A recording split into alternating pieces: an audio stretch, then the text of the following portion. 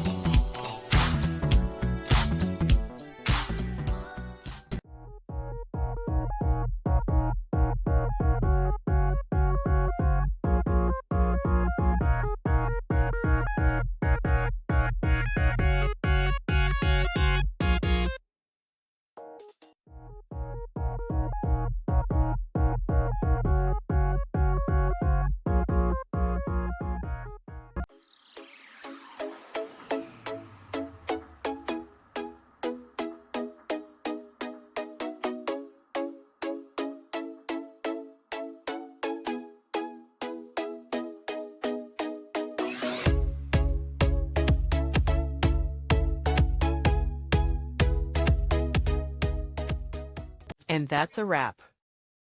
I hope you found the answer you were looking for. If you did, take a second to hit that subscribe button. It really helps out. And let me know in the comments which solution worked best for you. See you next time in the debug zone.